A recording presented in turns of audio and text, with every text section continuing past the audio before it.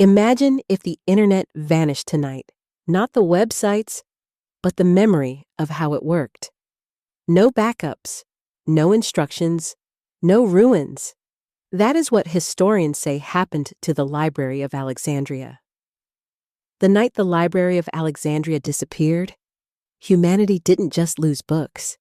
It lost the ability to organize knowledge itself.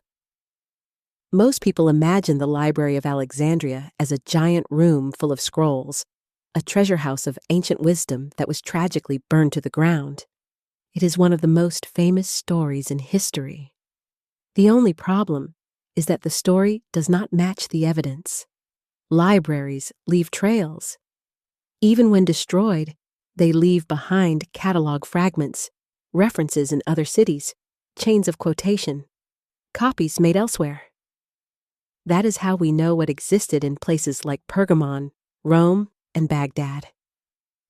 Alexandria left almost nothing. No surviving catalogue, no list of authors, no inventory of titles, not even a description of how its collection was organized. For the most influential intellectual institution of the ancient world, the silence is extraordinary. The Library of Alexandria was founded in the early 3rd century BCE under the reign of Ptolemy I, one of Alexander the Great's generals, who took control of Egypt after Alexander's death. But it wasn't just a library. It was part of a larger state-run institution known as the Mausion, dedicated to the Muses. Scholars didn't visit Alexandria. They lived there. They were paid salaries by the government. They were given free food and housing. They were exempted from taxes. This already changes the picture. This was not a public building for curious citizens. It was a controlled research environment, funded by the state, designed to concentrate intellectual labor in one place. Ancient sources claim the library held hundreds of thousands of scrolls, but scrolls decay quickly in humid climates like Alexandria's.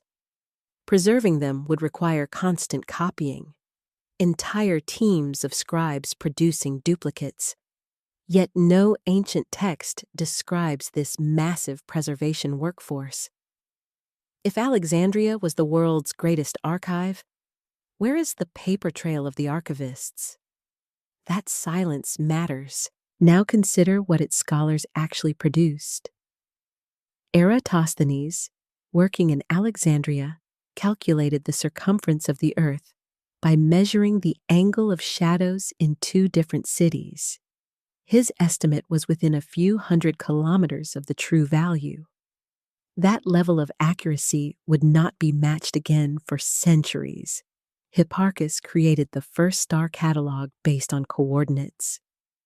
He didn't just list stars. He mapped the sky mathematically. Herophilus, another Alexandrian scholar, identified the brain as the center of the nervous system, not the heart. This idea would disappear from mainstream medicine for nearly 2,000 years. These achievements are not the result of people browsing books or scrolls. They are the output of a system designed to standardize, integrate, and restructure knowledge. Ancient sources describe ships arriving in Alexandria's harbor being searched. Any texts found on board were confiscated. The originals were kept. Copies were returned. This is not how you build a reading culture. This is how you establish authority over information. Alexandria wasn't just collecting texts. It was absorbing intellectual property from across the Mediterranean world and placing it under a single institutional roof. If you wanted access to the best version of knowledge, you had to go through Alexandria. This brings us to the most misunderstood part of the story: its destruction. Most people believe the Library of Alexandria was burned in a single catastrophic fire. That image has become iconic, but no ancient source clearly describes such an event. Instead, we find scattered references across centuries. In 48 BCE, Julius Caesar sets fire to ships in the harbor during a battle. Some nearby buildings burn, but no source confirms the destruction of the Mausoleum itself. In the 4th century CE, Christian authorities close pagan institutions. Some scholars leave. We don't know what happens to their collections. In the 7th century, Muslim forces capture Alexandria. Later writers claim the library was destroyed then, but these accounts appear centuries after the fact and contradict each other. What we never find is a contemporary report stating, "The Library of Alexandria has been destroyed." For an event of such magnitude, the absence of clear documentation is unsettling. The ancient world did not immediately collapse into ignorance, but something more subtle occurred. Knowledge fragmented, astronomy separated from medicine, engineering drifted away from philosophy. Disciplines that were once unified became isolated traditions. This is not how intellectual systems normally evolve. Systems fragment when their coordinating infrastructure disappears. And that leads to a disturbing possibility. What if the Library of Alexandria was not designed primarily to store books? What if it existed to perform a different function altogether? We have no catalogue. We have no description of mass copying operations. We have no public borrowing culture. What we do have is a pattern of output, frameworks, measurements, classifications, standardized terminologies. That looks less like archiving and more like synthesis. In modern terms, Alexandria behaved less like a library and more like a central processing unit for civilization's knowledge. It gathered raw information from multiple cultures, Egyptian, Babylonian, Greek, Persian, and forced them into unified intellectual systems. This would explain why Greek scientific terminology becomes dominant across the Mediterranean world. Not because Greece conquered everyone, but because Alexandria standardized the language of knowledge. Now think about this.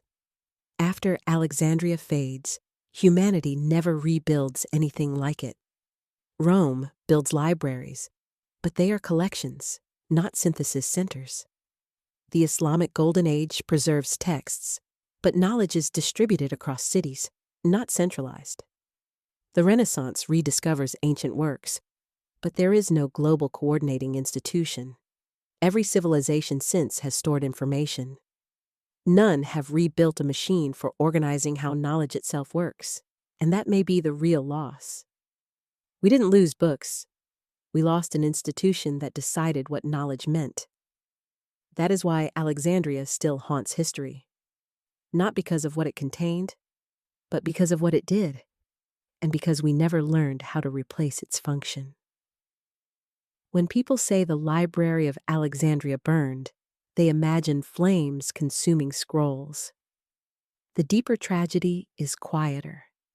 It is the disappearance of an intellectual operating system, a way of thinking that once connected the ancient world into a coherent whole, and then vanished without leaving us instructions on how to rebuild it. That is the library we lost.